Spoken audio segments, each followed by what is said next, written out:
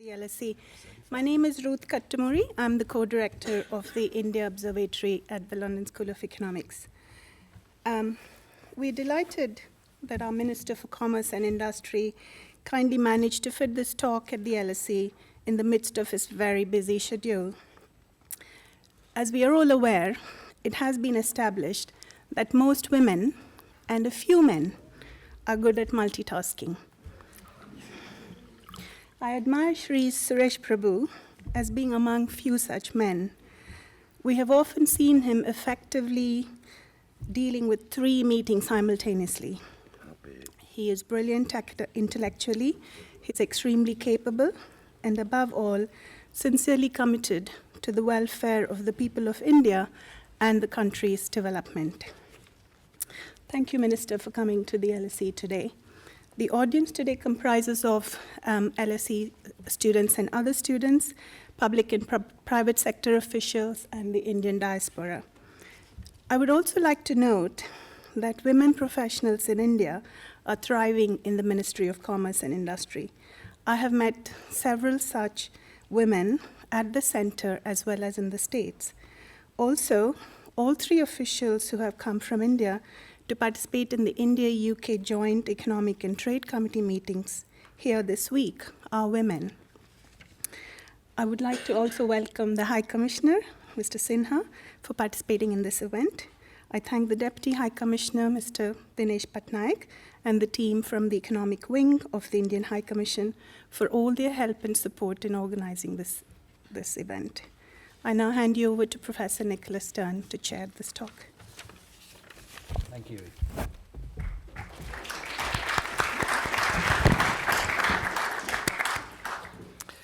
Thank you, Ruth. Thank you very much. Thank you all for coming, and thank you, Minister Suresh Prabhu and High Commissioner Y.K. Sinha.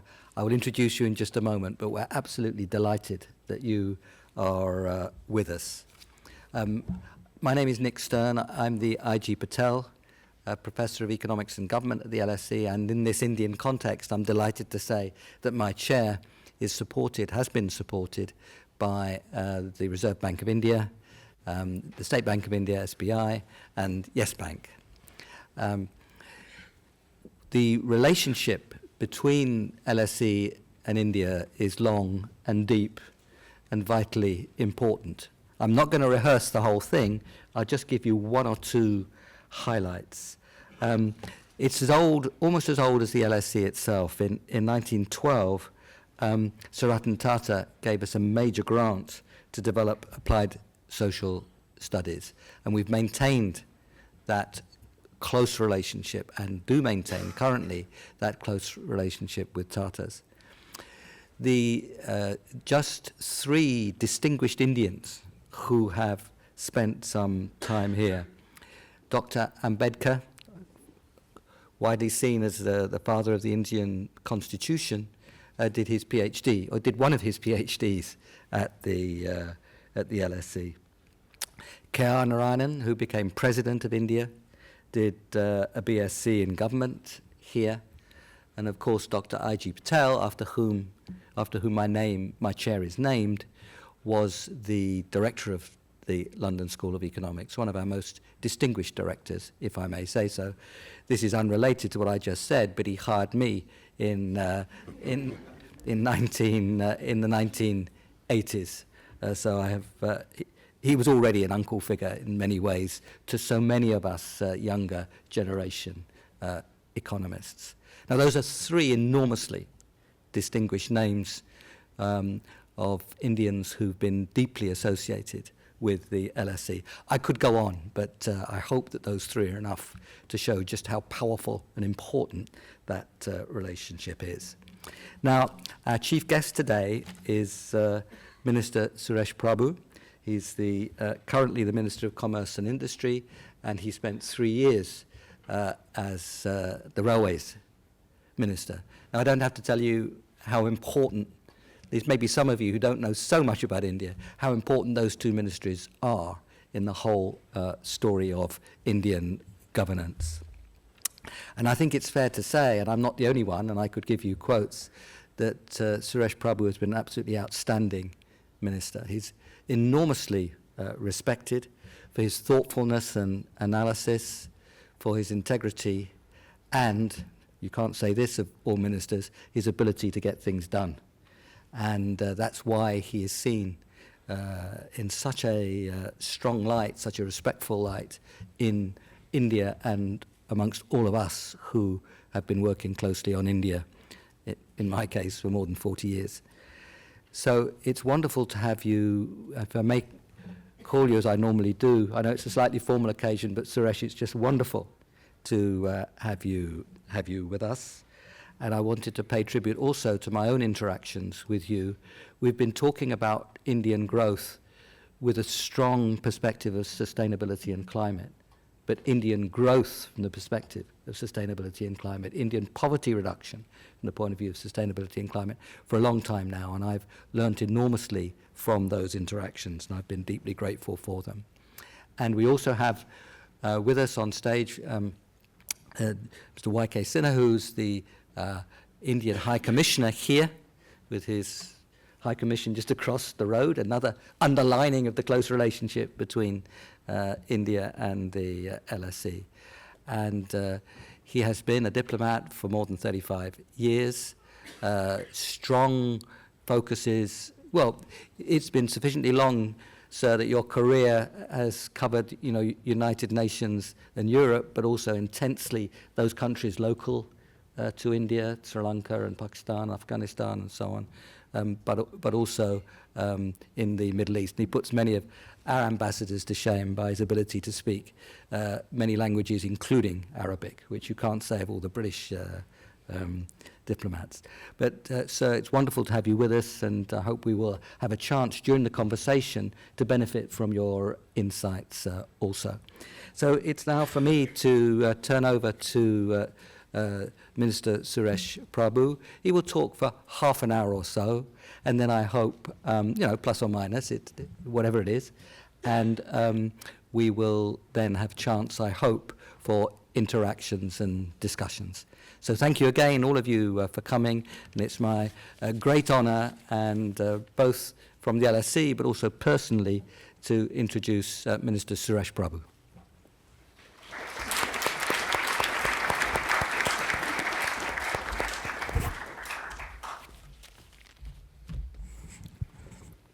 So my very dear and respected friend, Lord Nicholas Stern, our High Commissioner who represents only 1.3 billion people here, and all my distinguished friends.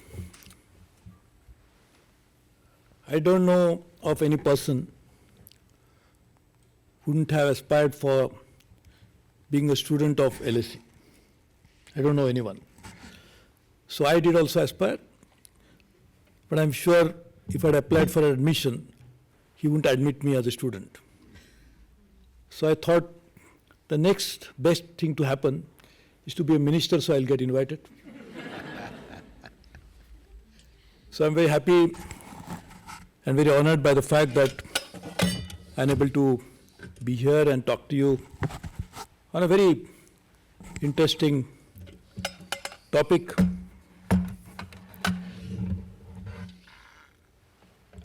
Of role of trade and investment in driving sustainable and inclusive growth.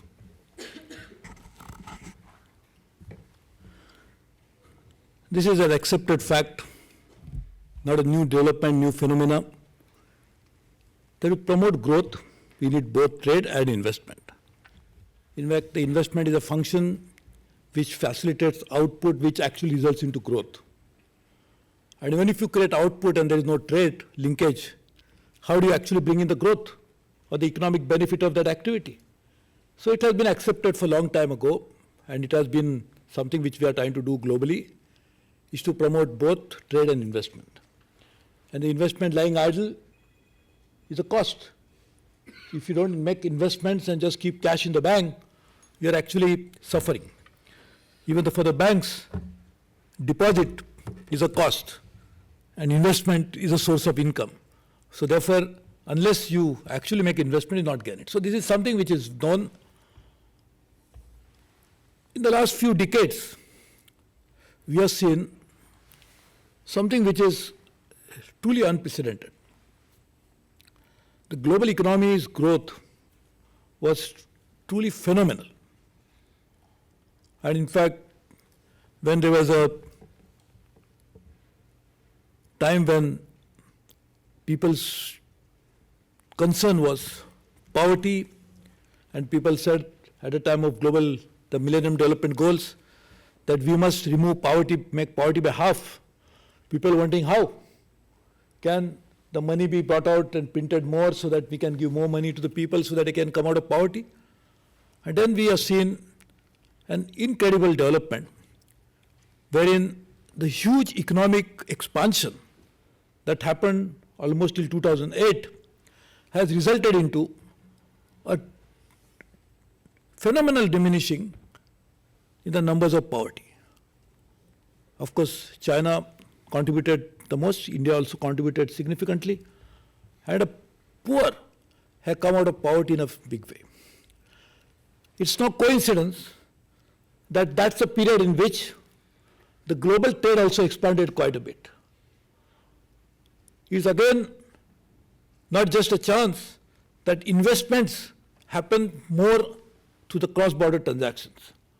So there is definitely a linkage between trade and investment and removal of poverty. That's should be the objective of economic development.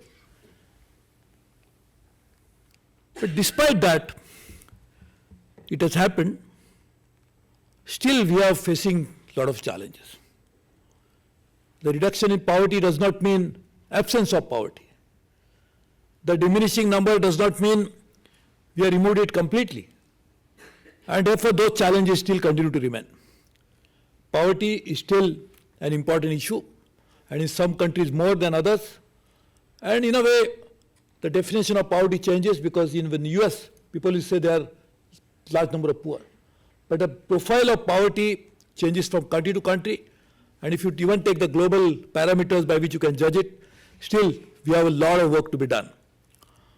And therefore, if we accept the fact that trade and investment promotes economic growth, which it results into reduction of poverty, what it really means is we should do more.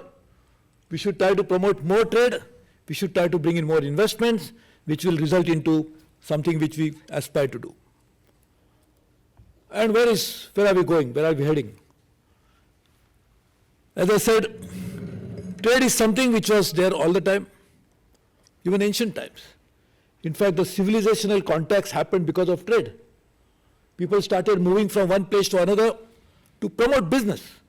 And therefore, trade has been there all the time. So it's not a new phenomenon that cross-border trade is happening now. It was happening. But then we discovered that if we have some efficient mechanism of promoting global trade, it would help. And I think I must really thank the collective wisdom of the global community that it came out with an idea of GATT, Global Agreement on Trade and Tariff. That was a good development, it worked. But then we realized the limitation of that approach. We realized that we can grow so much, but not beyond. And there are so many issues which keep coming up, which cannot be resolved unless we have a structure which is different than that.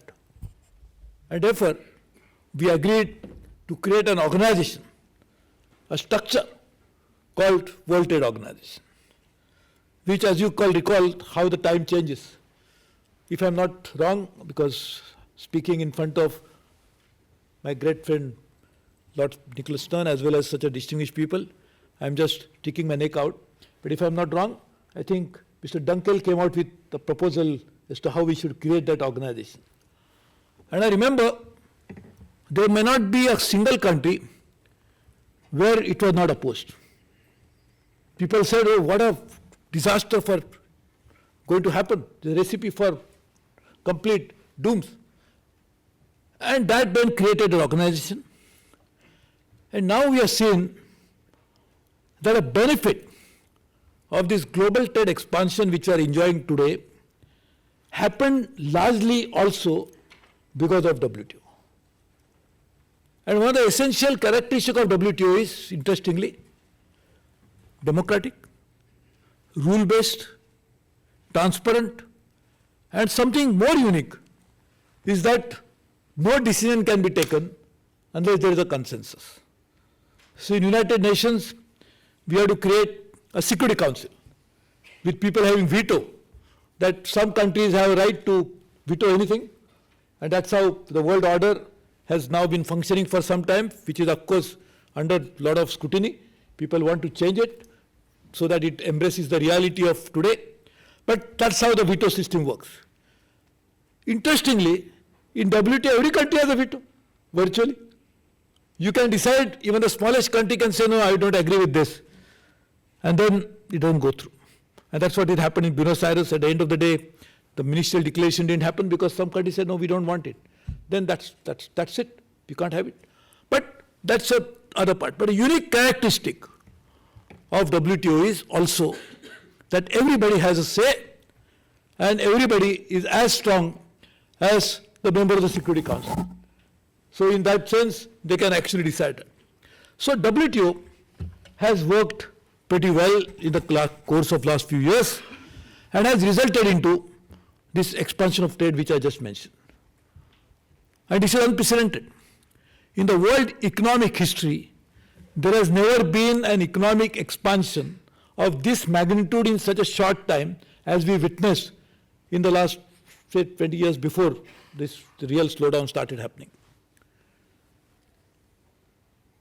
So now, anybody will say logically, as we said earlier, that we must expand global trade because that has benefited. So we will also say that we must then promote the institution. I must tell you, from my personal experience, though I am very few months old in this ministry, that WTO offers us the best choice to take the possibility of expansion of global trade and in the process, bringing in more economic prosperity to people at large, removing poverty and addressing so many issues. Some countries have questioned the WTO itself. They said, for all the problem that facing in the world, WTO is responsible. In fact, this is always very easy because we need a whipping boy, so we identify somebody and say, you are responsible. So he said, but how come I have no role to play, I am a neutral organization, but still could do that. But in my opinion, we need to make sure that this organization needs to be promoted, protected, and taken forward. But to do that, it doesn't mean that we need the same structure, same attitude. We can, of course, definitely revisit each and every aspect of WTO to make it better, efficient, more transparent, and more effective. I remember that there were very large economies, very strong geopolitical powers, but they also failed after some time because they didn't succeed in reinventing themselves. They remained dogmatic and they didn't change with the changing times, and they felt that what they have been doing, because it has been good, let them continue doing that. And that was the reason for the downfall. So obviously, even WTO should not fall into that trap, and anything good needs to be done to WTO to make it better should happen, but that means that why we are trying to do it better? Because we realize the importance of WTO as an instrument of bringing change. And therefore, you must accept that as a reality. So, in that context, I would say that now we have an instrument, possibilities, and we must try to work on that. Some of the issues which are thrown up in this global trade, though I talked about some of the very good achievement that we achieved, there are certain issues which have remained as well. The important question that we must answer is, what is the ultimate goal of global trade? What is the ultimate goal of an economic activity? The outcome of economic activity, of expansion of global trade, must be to bring in development. So development must be at the heart of global trade as well. And if we don't have development, and we don't address the issues related to development, which are maybe social in nature, which may be humanitarian in nature, then you actually are not achieving the real objective of economic activity and global trade as well. And therefore, we agreed with that, and we decided to work on this agenda in Doha, which is called, and so-called, rightly so-called, a development round. But we didn't realize that time that development round is coined in that particular way so that we can go round and round and round without any development taking place. So we didn't realize this name is coined because of that. And now, after having gone round and round, obviously somebody will get bored, because how can you just do merry-go-round all the time? So people say, now let's do it. We have done enough of rounds, now dump it. You should forget it. So the development of the development round is that we did round and round, and now we should dump development itself. That is something which is a recipe for disaster. Because there are countries in which, despite the economic growth that I talked about, many countries, and most of the countries, within the countries, despite they having very high per capita income, there is so much of income disparity. In fact, this is the first time that income disparities are increased in the world of a nature and a magnitude which is again unparalleled. So as the economic expansion happened, which is unparalleled, the disparities also increase, which again is unprecedented. And therefore, if we don't address development as an issue, we will actually be alienating large number of people. Because we should not look at people as commodities. People are just some players into the whole game. But whole idea should be that development is for the people, and the growth, economic activity, global trade, all must aim at promoting human development. And therefore, Doha round, which is something which now people find it very difficult to accept. Oh, what I talk about, Doha round, so many times you have talked about it. So I said that's the problem, that we only talked about it. When we agreed that this is the agenda, we should just not talk about it, we do it. And another issue, just as a parallel I'm thinking about, which Lord Nicholson has really articulated it so well, is the issue of climate change. In climate change, again, same thing was happening, that we are talking about climate change, as if this is an academic issue, needs to be discussed once in a while. When we have little time, I think this is now 4:30, so 5 to 5:30 every day we'll discuss climate change. So we are happy. We have gone to a place, worship place, so that we do prayers at a particular time, and the rest of the day we can do as much as we want. So if you have done something wrong, doing everything, the next day, of course, we have time, during the prayer time, we'll try to rectify it. So climate change, nothing was happening till Dr. Stern came out with a report saying that action is needed today. The more we postpone it, more the cost, and therefore then after some time it will not be even possible to do anything. So even on global trade, I would feel that development round is something, Doha agenda is something which should be at the heart of global trade and negotiations, and nobody's argument that we should not expand global trade. In fact, this is again, I strongly believe that the idea is not to reduce the quantity of trade. There are sometimes it happens. I remember nowadays there is a growing talk of some countries saying that I am suffering because I am running a trade deficit with you. I said, okay, the best way to reduce trade deficit is to export more. That's how the trade deficit will go down. If I said trade deficit is there, so I will not import anything from you. Just imagine, and this is what I keep telling people, that all countries in the world say that only I will export, but I will not import anything from any other country. And this becomes a unanimous agreement that all countries will only export, but not import anything. Then how can we export at all? If everybody says this, so obviously it is accepted fact that global trade has to expand, but expansion of that trade must result into growing and benefit to the development. So that is unfortunately something which has not happened, and we insist that it must happen. Now, as I said, you cannot ignore the realities of life. So at Buenos Aires, when we had a very interesting ministerial meeting, some countries had come already prepared to ensure that outcome is known already even before the beginning of the meeting. So obviously there was no real outcome, but we believe as a country like India, we are not just driven by self-interest alone, but of a larger public interest to say that we must promote WTO. Therefore, we are going to organize a mini-ministerial in India in March. We'll invite all the important countries to participate without excluding anything, because as my good friend has said, the global trade for inclusive growth. So I think inclusiveness is important. So we'll not exclude anybody. We'll try to bring all the countries, important countries, to come and discuss and find out a way forward to take WTO to a new level whereby we can expand the big possibilities of trade. But while I'm saying this, you must understand that trade has so many components. One is the trade in manufactured goods. And I think a lot of work has been done on that front. Other is agriculture. Now we are seeing the agriculture promotion can happen, which will actually be the best way to remove poverty. Because most of the people who are actually poor in developing countries, their sustenance is agriculture.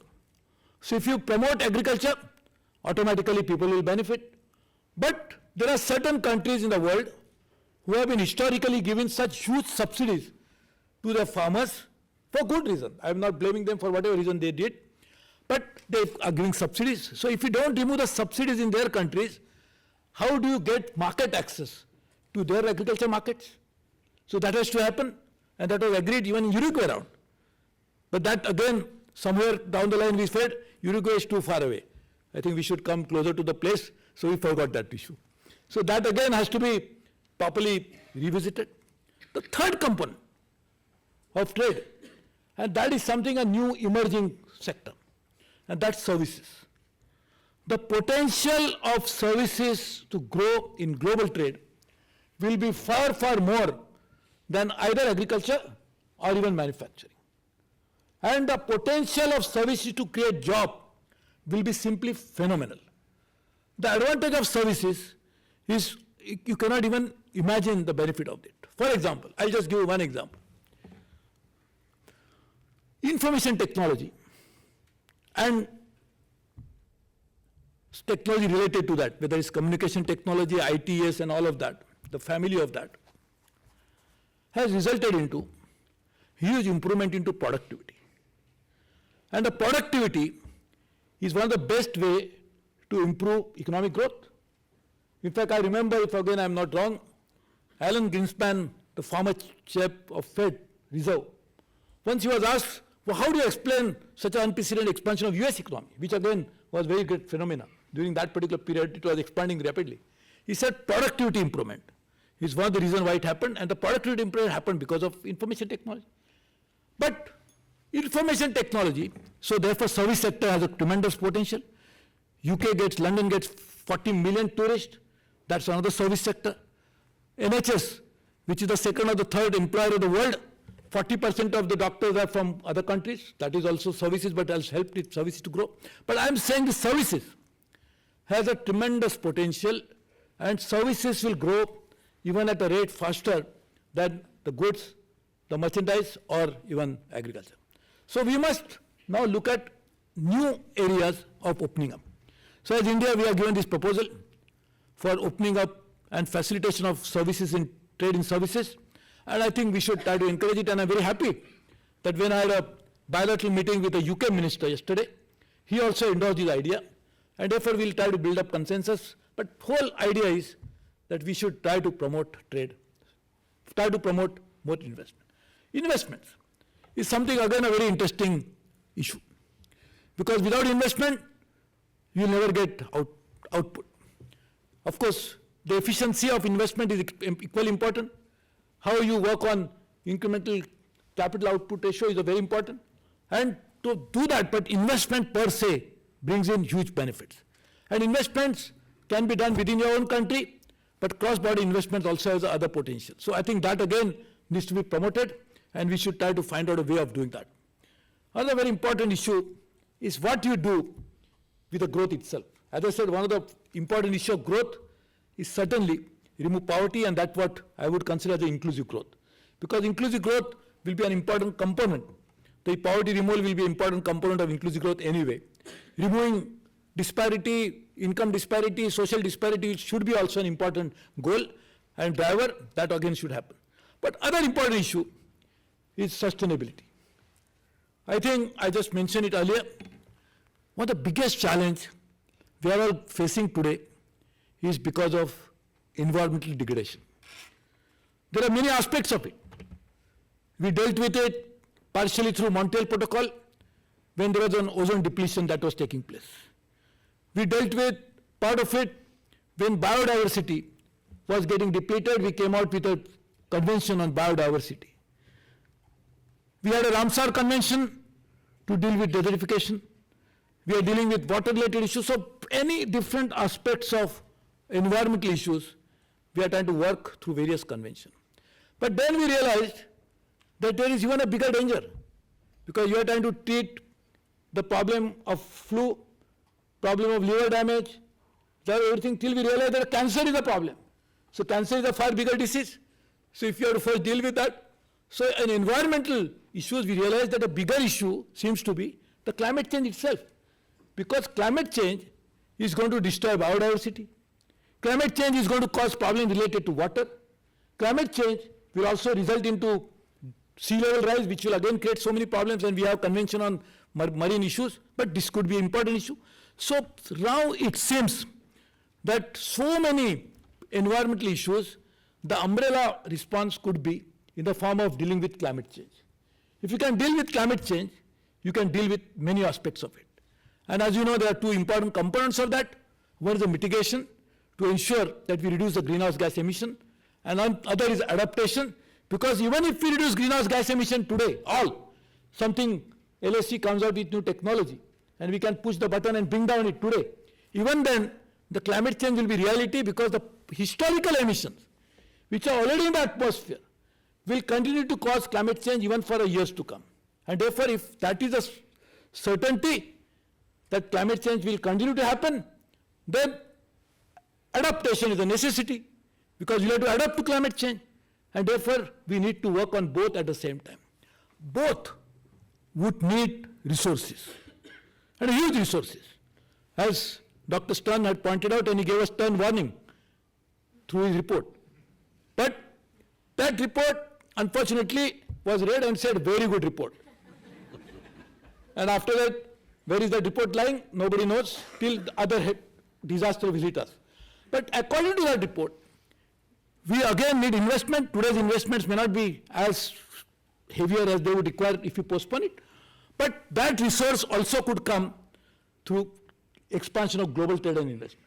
The global trade will bring money, and investment has a direct linkage to inclusive growth as well as the sustainable development. For example, if we direct our investments into the right sources, like renewable energy, like smart transportation, like agriculture, which is going to result into that, can you imagine the benefit that will happen? The new growth will come in, but at the same time the growth will come in a sector which will actually help to deal with the biggest challenge, the existential threat that humanity and the entire biological life is facing as a result of climate change.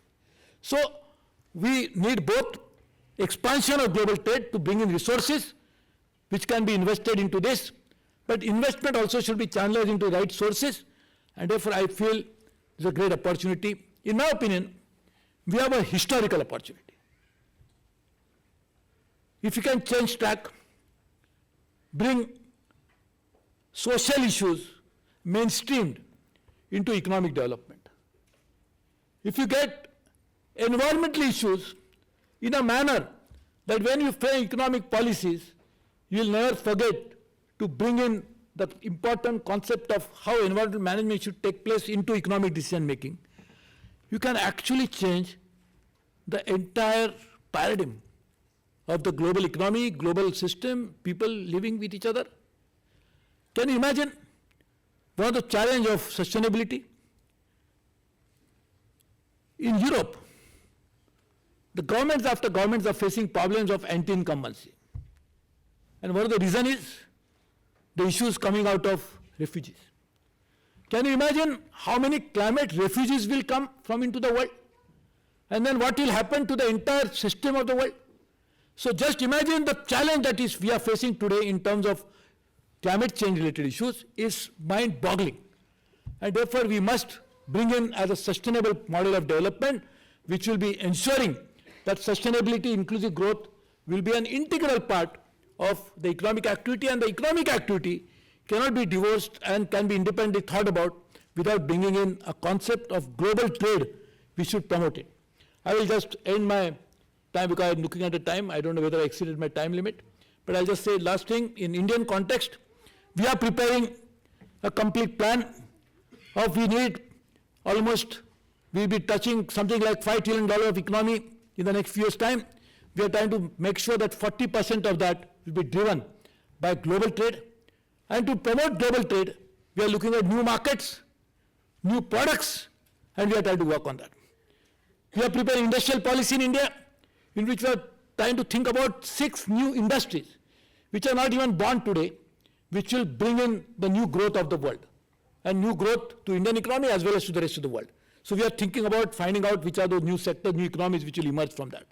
So we are actually trying to align India's economic policy, India's industrial policy, India's foreign trade policy to something which is needed to be done globally. Not just integrating into the global market is enough, but think about global priorities and try to include those priorities into your national program is as important, which is what we should all be doing to ensure that we have a society, an economy, a system which will be helping as many people as possible, will not be discriminatory in nature, which will be just so that everybody will get a say as well as a benefit from that system, which will be transparent, efficient, and democratic.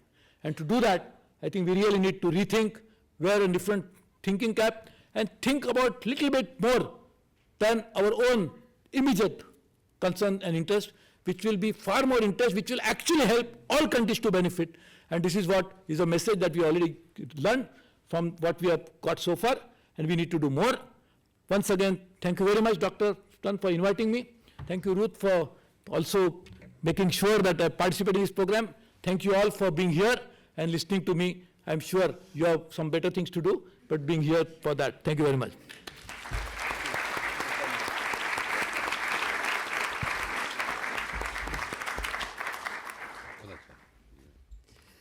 Minister Prabhu, thank you so much for a really inspiring talk, and you took us right through the whole gamut from trade and investment to what's necessary for sustainable and inclusive growth, and underlined very powerfully how closely integrated are these activities, both in terms of what you have to do to make them happen and then what happens when they do happen. And I think it was a great privilege to be here. Now, we do have a little over half an hour or so for discussion. I'd first like to ask our High Commissioner if there's anything he would like to add, or so. But I hope you can, as you wish, to participate in responding to some questions as they occur. So what I'll do is I'll go back and sit with my friend so that we have the atmosphere of a discussion. But I will look to the audience to ask some questions, and then perhaps towards the end of that time, the three of us might add 1 or 2 additional comments at the end. But let's start with the questions. If I may, I'd like to take them 3 at a time, to give as many people as possible the chance to ask questions. And if I could remind you that the LSE is quite rightly sensitive to the gender balance in the questions. So please bear that in mind. I will bear it in mind in taking the questions. But let's start with a group of 3. There's a lady right at the back there. Minister, thanks for your talk. I just wondered, in the mini ministerial meeting that you're planning in March, how do you plan to push the US to agree to India's stand on food security for millions? And I mean, do you have a way of sort of bringing them around to our point of view? So that's one. Yes, we'll take 3 or 4 at a time. As gentleman just here, you have, please. Mohan Kaul, and Please, there's a mic. I had the opportunity of sitting through some of the rounds that you were talking about as a Commonwealth diplomat. But during those rounds of talks, India was not really propagating trade in services. That was always, and there is a lot of reforms to be done in India in liberalizing services like legals and services and that. So between interest between India and UK in the services area, particularly post-Brexit, that would be interesting to know how India is doing as liberalization of services. So this related to that is between 1600 year and the 1800, India and China were the driving force of the international trade. That 2/3 of the trade in 1800, 1700, 1600 was driven almost for 200 years by India and China. India is going to be the 5th largest economy, I think, by the end of this year, and taking over UK as the 5th largest. And by 2030, we are hoping that India will be the 3rd largest economy in the world. So therefore, the issue of, as you said, looking at the inequality in the country and expansion of global trade, how one would need some innovative thinking in India to see how that can be addressed. Thank you. And there's a lady just here at the front. And then we'll ask Minister to respond and High Commissioner if they want to say something. Linda Crawshaw. Presumably, if you were meeting with the Minister yesterday, there was some mention of a UK-India trade agreement, possibly. The priority in a trade agreement for India seems to be Mode 4 in GATS, to move workers across borders, as it was in the EU-India negotiations, which went nowhere, and the trade union, and was opposed here by the unanimously by the Trade Union Congress. If there is talk of a UK-India trade agreement, would Mode 4, moving workers across borders, would that be India's top priority once again? And if so, what categories would you be seeking? For instance, would you be seeking contractual service suppliers so that any Indian company can send in workers to the UK? Thank you very much. We'll have another round in a moment, but first let's give a chance to Minister Prabhu and High Commissioner to respond. Yeah, the first one is on the food security. See, this is something which is, I don't think this can be an issue on which there should be actually any dispute at all. Because what is the food security issue? Is that countries, this is really in most of the developing countries, the government start to protect the farmer, so they buy some farm produce from them. And then there are issues related to malnutrition, the issues related to hunger. Address that, they ensure that through a public distribution system, they actually distribute this food to the large number of people. This is what is the real genesis of the issue. Can anybody find any fault with this? There should be no reason why it should be any problem. And therefore, even in the WTO, we actually had decided way back in Bali, then subsequently in Nairobi, the previous 2 ministers, that we'll resolve the issue in Buenos Aires as the first issue. But unfortunately, it didn't get addressed. But this is what I mean by this issue, and I'm sure most of the countries agreed that this has to be done. So sometimes this is the politics, like we have also politics in climate change. So this is how we really need to look at it. Now, what Mr. Kaul wants to know is very interesting, and also something similar you want to know. The 2 things. One is, of course, the services. And we see inevitably the services will be the major driving force for creating new opportunities. London is already a home to services, the biggest capital. Substantial GDP of UK also comes from here and comes from services. US, of course, has been a large service economy. India, almost 2/3 of India's GDP comes from services. And when we are talking about $5 trillion, I'm sure at least $3 trillion of that will come from services. So we obviously are working on services agreement. We discussed that issue with our minister. So we are looking at it and we look at it. As you correctly said, India was one of the largest economy actually, till the Industrial Revolution. And that changed the thing entirely. And now we are on the threshold of the 4th Industrial Revolution. This is a good opportunity because revolution normally create new winners and hope not any losers, but the new winners definitely. So I think it's a great opportunity for everybody to take advantage of this. And this again could happen only when with partnerships, whether you call it trade agreements or not. Because what has happened is the global supply chains have emerged over a period of time. Global value chains are the new driving force for promoting global trade. And what it means is that nothing is happening, everything in one single place. There'll be different elements of that will happen in different locations.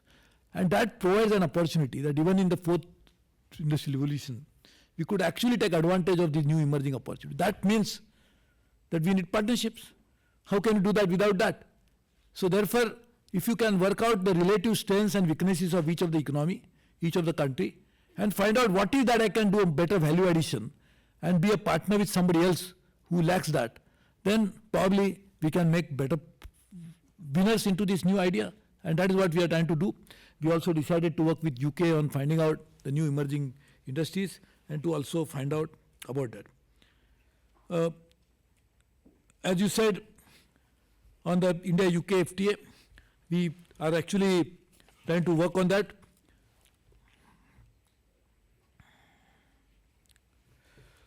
We are actually already working with EU to find out whether we can have a deal with them. So that after some time, there's a lot of years gap. We are again talking to them. We invited them. They came.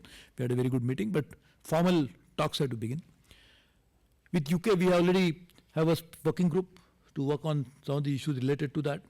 So we'll have to wait for the formal outcome of the talk between EU and UK, and then let us see what happens in that, and then take a call again as to what is the result of that. But as you said, one of the important component of that is the movement of people. And in fact, can you think about a situation where you can deliver service without people? If you call somebody, of course, there's a possibility which will happen, that you can fix your gadget at home by remote area. That is possible. It will happen, I'm sure, over a period of time. But can you think about telemedicine is a good idea, not a bad idea at all. But still, I don't see a possibility wherein doctor will never see a patient at all. Is it something which is also possible? So we have to deliver a service. You have to be there closer to the person where the service is being offered to, delivered to. So therefore, the movement of people is something which comes, if we want to promote services, then we must also realize the characteristic of a service and how you deliver it. And so, of course, it's always possible that you can always do, I hope not, but one day that's possible. There could be marriage between a person, two persons living separately and they never see each other, but they're married to each other. I don't know whether that will happen, could happen, I don't know. But I think some physical meeting with the person who's providing service and somebody is going to be the recipient of service must happen, and that would necessarily mean that movement of people is also a necessity. There was one thing on the US. You want to say something? Yeah, please. Yeah. I just wanted to supplement what the minister said regarding your question on movement of people. As far as the India-UK, a possible FTA or a trade agreement, whatever you call it, each country has its bucket list or wish list, and for us, freer movement of people is right up there. We understand that this may not be completely acceptable to our negotiating partners, but that any agreement has to be mutually beneficial, and we would need to negotiate what we could do. For instance, and I give you examples of UK, the prohibitively high cost of visas for Indian nationals coming into the UK is not exactly a Commonwealth advantage, is it, when we are talking about reviving the Commonwealth? The post-study visa of 4 months is neither here nor there. I don't see employers employing people for 4 months. Doesn't really help. The Tier 2 transfer, intercompany transfer, discourages professionals for coming in here in the IT sector and elsewhere. So while we understand that this has a resonance back here with professional bodies and trade unions, but after all, as the minister said, if you want services and services have to be provided, whether it's the NHS or whether it's the IT sector or whatever, you need people to come and go. I do agree that you need people to come and go when the services are over. So there are other ways of doing that. But by building walls is not the answer. So for us, in any trade negotiation with the EU or with the UK for that matter, this will be certainly a very important on our wish list. Sorry, did you say contractual service suppliers? I didn't hear very well. No, I talked about professionals in general. I spoke about NHS. I spoke about students. And I spoke about IT professionals. Yeah, but would you be seeking CSS? Sorry? Would you be seeking contractual service supplier access? Well, I don't know. We'll have to wait and see till the negotiations begin. Let the negotiations begin. They haven't really begun. We have a joint working group that has met 3 times. Just yesterday, in fact, the 2 ministers received the report of the joint trade review, one of the first trade reviews that UK has done with any country. So I think there are some very good signs, very sort of positive signs emerging from the talks that the Honourable Ministers had with Secretary of State Fox, and we do hope that in the lead up to Chogaman and after, and especially after Brexit, we'll have a relationship which will actually be at the next level. Thank you. Thank you, High Commissioner and Minister Prabhu. I just wanted to add from the chair, if I may, how important to many of us in the university sector the free movement of people is.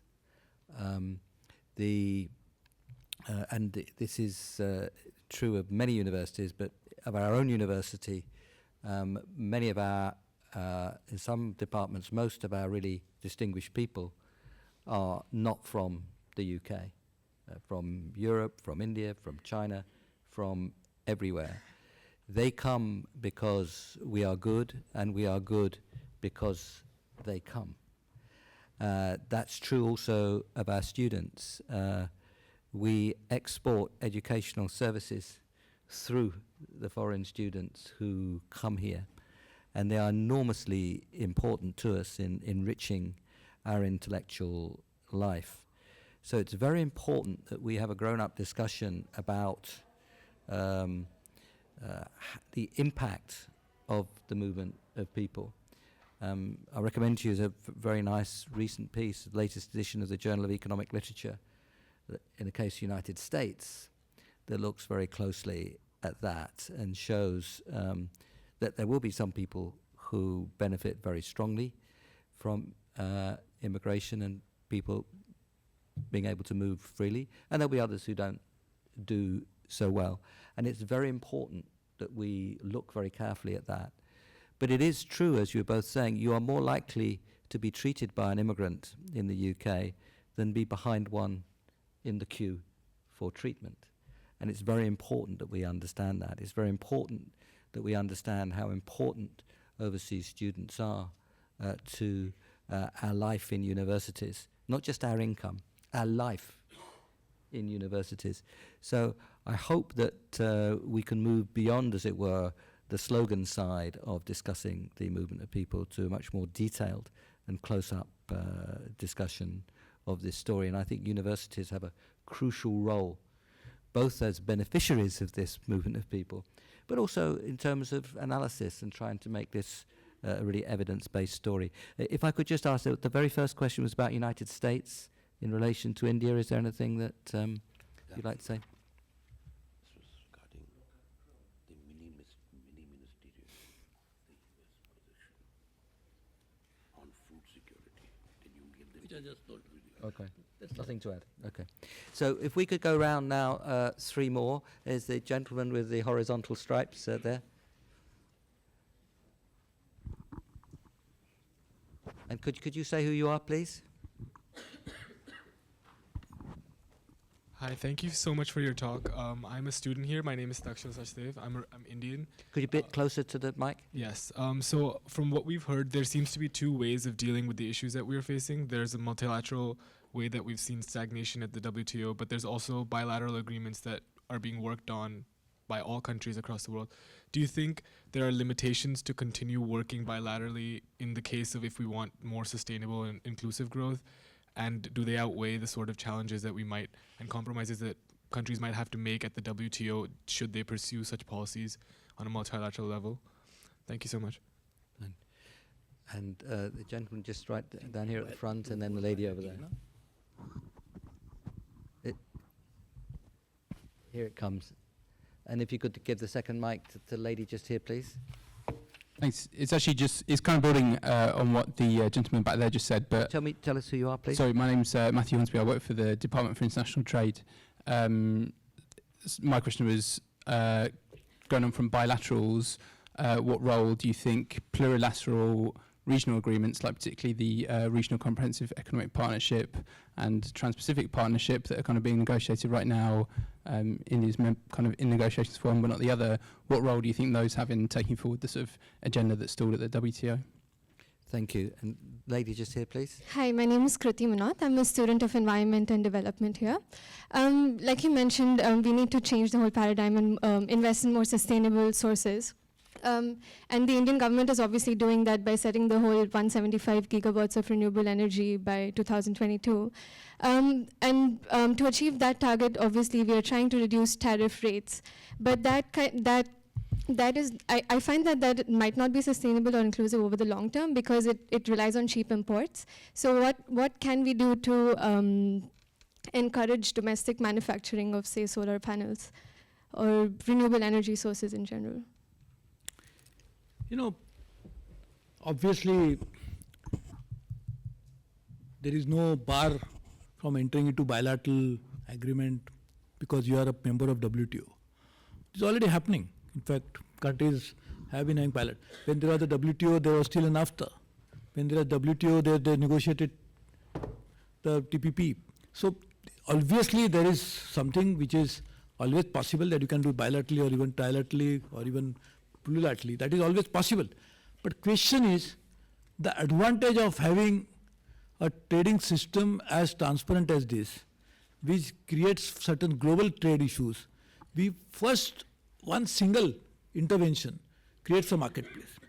Then anybody who is not following that, there is a dispute redressal mechanism, which is in fact one of the most key component of that entire edifice. And therefore, if you don't have that, bilateral agreement also you can provide for dispute redressal mechanism, which always happening, and there have always been happening. People have been entering into TTs for long time. But this is an instrument which creates a global trading platform with a type of safeguard that we are actually incorporating into this, which gives us an opportunity to promote international trade in a much better manner. So therefore, there is no bar. You can always have trilateral. In fact, while we are doing this, see, EU was also is in a way a trading system, common market, and that all the EU is also member of WTO. All the members of so many bilateral agreements are also enter into bilateral agreements or trilateral agreements or even more partners, but still they are members of WTO. But WTO gives you a overall trading regime, if you can call it, in terms of understanding how we should conduct the trade, etc., which is a completely different idea. So I think we could continue to work on bilateral and trilaterals, but WTO is a completely different institution which has been created. Like, for example, some countries question the United Nations itself. I mean, they say, why you need United Nations? You can always question for everything, why you need everything, why you need everything. But the role of this type of institutions, if we have a global community wants to live together harmoniously and benefit from each other, then we also need institutions. How can you just live like that? And therefore, we must promote WTO. That's what I'm saying.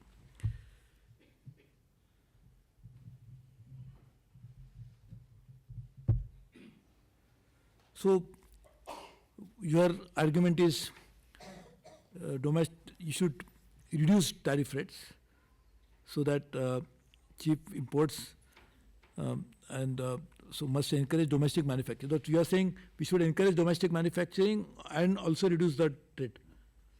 You do both. No, see, I'll tell you. You know, there is a very good argument in favor of reducing tariffs, because tariffs in a way increases the cost. So there's absolutely no question about it.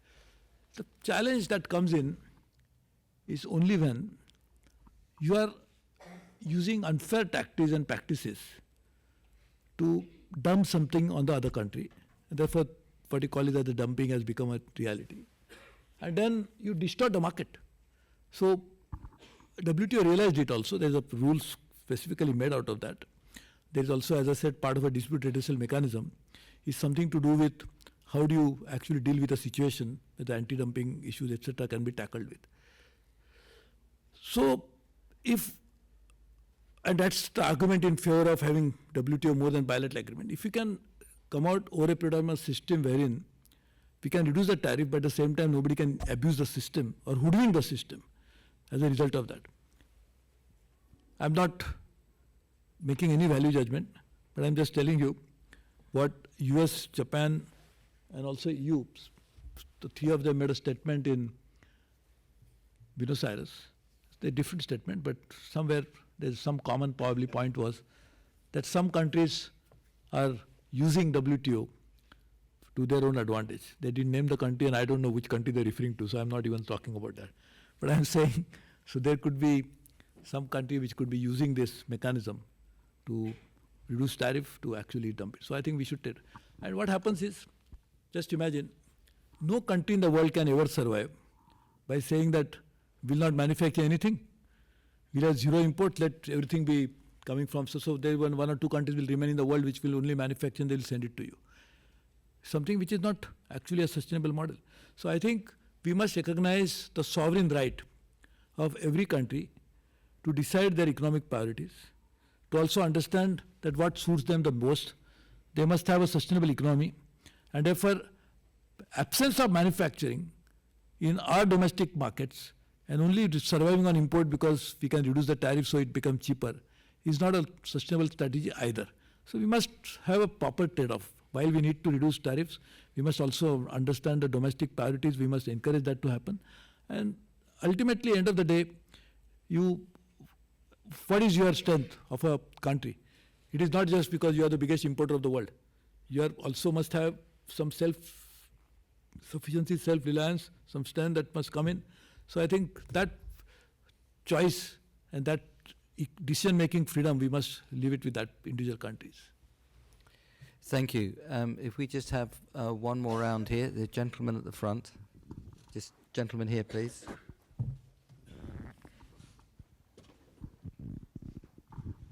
Hello, I'm Ajay Chaudhary.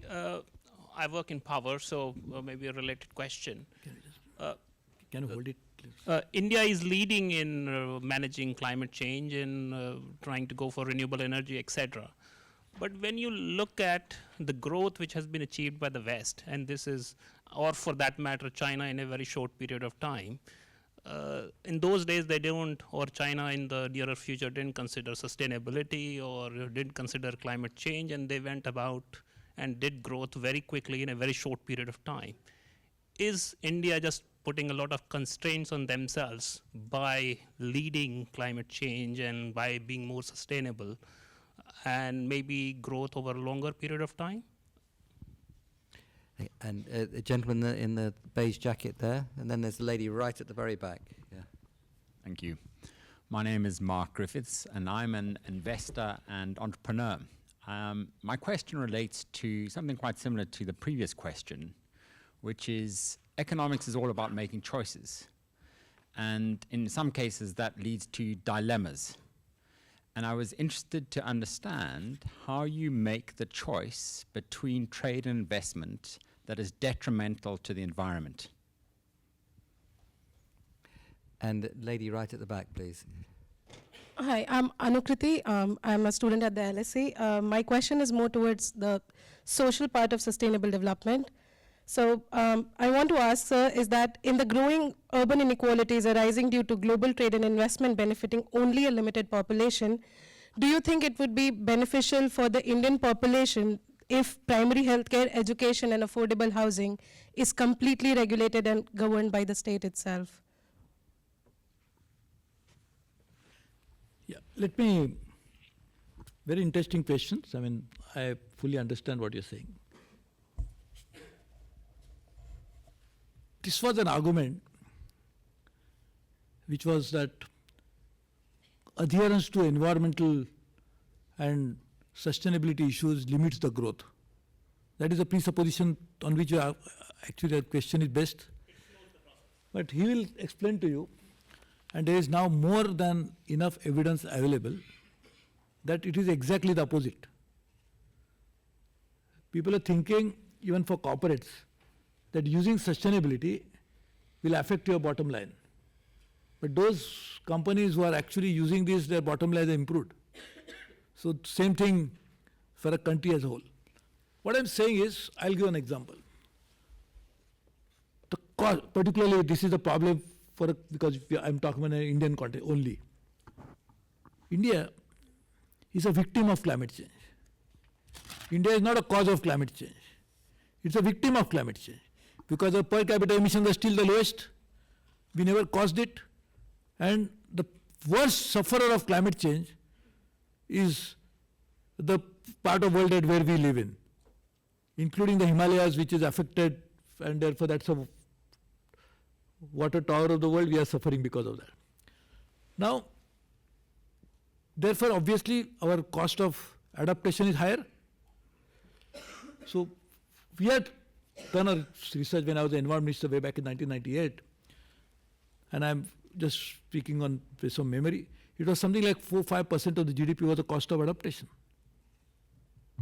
Now just imagine if we don't follow a proper, to be a good global citizen is one thing. That's what your argument is, probably why we should be good global citizen. The other way to answer is why we should be good global citizen, right? But I think we should be good global citizen. At the same time, we should be also in the interest of India's own interest. We should make sure that we address climate change in a way that we don't have to, now what the high cost that we have to pay for adaptation we have to pay. Now the question will be, of course that is a little different answer I'm giving, not directly related to this, but who should pay for adaptation? We accepted globally polluter to pay principle. Even in Kyoto Protocol we accepted that somebody has to pay for it. And again, the good part is that all those who caused it said, yes, yes, you're absolutely right, we have to pay for it. How many billions you want? So everybody was very excited, because this is a fantastic idea. They're just asking for how many billions, so it was quantified, something was done. But forget the billions, not even a million could come into that. So now we have to find our own ways of dealing with this, and therefore we must have a strategy to ensure that we do it. Now, the point that you are saying, what are we doing to do that? Say we are doing renewable energy. It makes commercial sense to make renewable energy, because if you do renewable energy, actually you can have a distributed generation. In distributed generation, the huge infrastructure cost that you need to incur for creating transmission and sub-transmission network can be easily avoided. As you know, if you are in the conventional electricity system, if you invest $1 or £1 into generation, you have to have another £1 invested into sub-transmission and distribution, and transmission obviously. So that is avoided. So if you have a distributed system, then you can take electricity to the place where it is necessary, can generate it there itself. So it makes commercial sense as well. So we are doing something as good global citizen. I hope it is recognized, the point you are asking me. And therefore, those who are supposed to pay for it also pay for it. Over a period of time, I sure hope. But then I was saying that after first, they were saying that priority was saving the planet. But then the 2008 happened, then everybody said, more important is not save the planet, but save the banks. So everybody wanted to put money into the bank. So we forgot that this is a bigger bank, which we are forgetting, which is going to produce. So I think we hope that. But we have decided to take it as a part of a strategy. Maybe we could be more selfish, as you are saying, but we have decided to be good global citizen as well as something which is actually helping us to work on that. Urban revival, housing, health, education is completely regulated by government. Should it be? So, what is your suggestion? I don't know what. I think there was a question. No. So your suggestion is that there should be no regulation? No, that there should be. No, I know. It's like completely state controlled and people can have. No, I understand. But what I'm saying is, I fully understand you must remove the unnecessary regulation. That is point is well taken, and that's what we are exactly trying to do.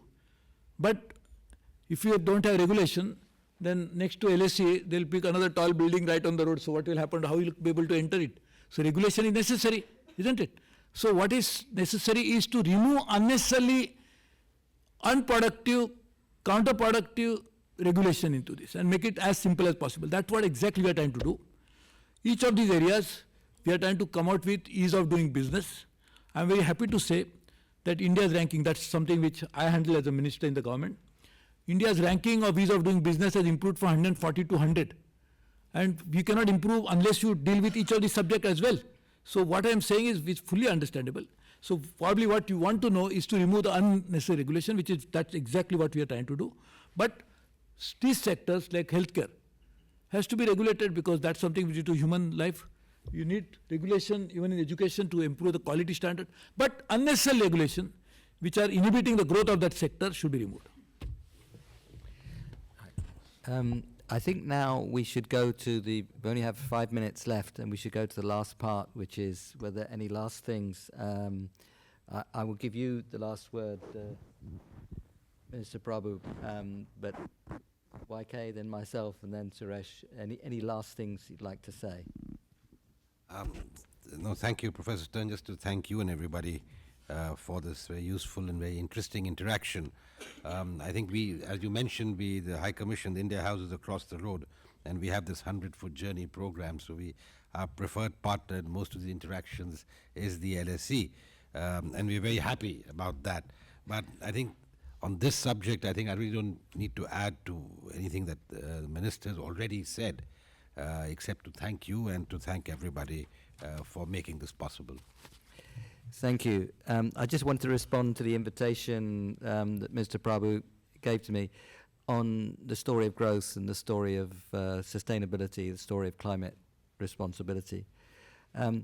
You don't drive growth in the 21st century by looking to rely on the technologies of the 20th and the 19th century. The choices that have developed in the last 10, 15, 20 years have been quite remarkable, and they've come forth as a matter of policy, as a matter of emphasis. They've got a long way to run. We're probably only at the beginning of those things. But who would have thought 10 years ago that the cost of a solar panel would be less than 1/10 of what it was then? Who would have thought that most of the major car manufacturers would be making hybrid and electric vehicles, and that the heads of Ford and General Motors would be talking about the end of the era of the internal combustion engine? Who would have thought that the mayors of big cities would be saying no further fossil fuel cars in our cities after this date or that date? And in some cases that date is quite close, 2025. Who would have thought that India would say that no further cars and vehicles powered by fossil fuels would be sold after 2030?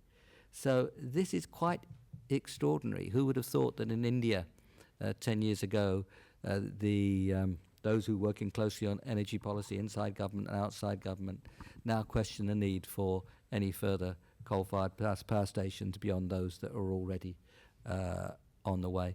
We're seeing absolutely remarkable change. We're seeing the ability to manage our cities through digital, other techniques, soon self-drive cars, in a fundamentally different way. Now, all these options come because of far-sighted people like Minister Prabhu, who's looking ahead from policies that drive those things, those aspects of technological change. So we're now looking at sustainable and inclusive growth as the growth story of this century. A lot of it through sustainable infrastructure. It boosts demand in the short run. in a world which is largely demand constrained rather than savings constrained. It sets forth the Schumpeterian story of innovation, investment and growth in the medium term. And in the longer term, of course, it's the only growth story on offer, because high carbon growth is not a longer term growth story. It creates an environment so hostile that it derails and reverses development. This is the growth story, and one of the great breakthroughs in Paris, in which India was a big leader, was to recognize that this is not some kind of horse race between responsibility and sustainability on the one hand and growth and poverty reduction on the other. Quite the reverse. They come together. Now, and we have, of course, as a result, cities where we can move and breathe and be productive. And we kill in this country 30 to 40,000 a year from air pollution. Of course, millions killed in India from air pollution. And those are the kinds of benefits that come along with doing things in a different way. That's a very attractive, inclusive story. Of course, it's poor people who are hit earliest and hardest by pollution. So I think we can see things now in a very different way than we did 10 or 15 years ago, and those options have come from policy. They've come from leadership, particularly of the kind that India is showing. And the UK is not good at everything, but it has been quite good in this area, in that since 1990, the economy has grown by something like 2/3, and emissions have been cut by something close to 40%. So I think India and the UK are actually good examples at this, and it's wonderful to see India leading the charge. It's wonderful to see India leading the charge on internationalism and support for the WTO. This is a century in which India is already leading very strongly, and India is already performing very strongly. And those of us who spent much of our life working on and in India, in my case for more than 40 years, it's absolutely inspirational to see this leadership in India. And as they say in India, I think it is our duty in the UK to support and partner and come along with that story. We will be great beneficiaries from that in the UK.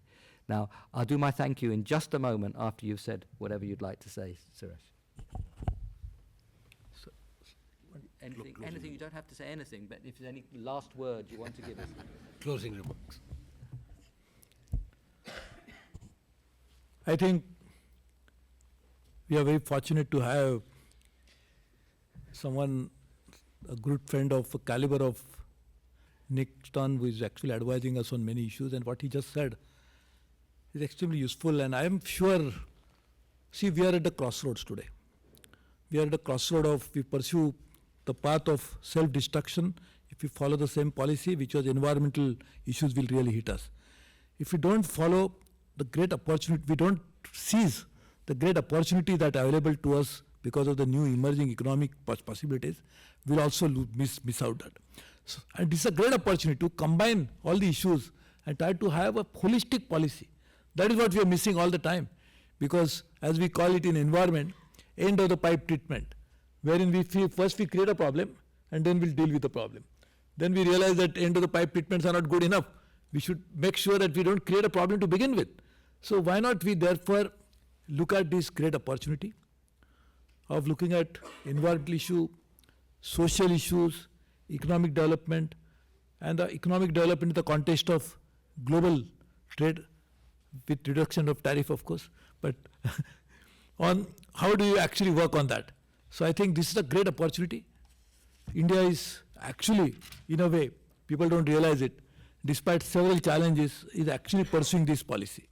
And that is thanks to my Prime Minister. He actually has a vision of a developed India, of ensuring that we combine all the issues. In fact, he the first one who came out with the idea of a solar alliance, in which he said that all the countries of the world having the solar radiation potential, why not we form an alliance so that we commit ourselves to generate solar energy. And because of scalability that will happen as a result of the alliance, the prices for solar will fall, prices will fall, obviously people will go to more solar and more demand, more research and development happen, and more will be the scalability. So I think that is what is something which we are pursuing today, a holistic development in a manner that take on board everything. And there is right, my two friends wanted to know why you are doing this. I think we are doing it because we feel that we have a right to live, but there are many others who have as much as a right of living on this planet. So we must all live happily, harmoniously, and for a long time to come. Thank you. Thank you.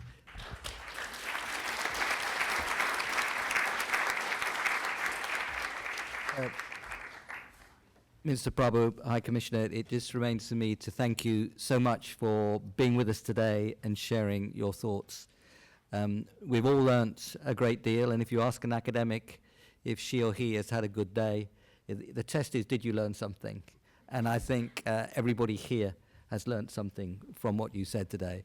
And they've learned something about not just the substance and the analysis, which was extremely strong and well structured, but also they've learned something from the vision and the spirit, not only around trade and investment, but also around the fundamental importance of internationalism in realizing that, and the fundamental importance of internationalism in grasping these tremendous rewards that we can now see from a different pattern of growth and development.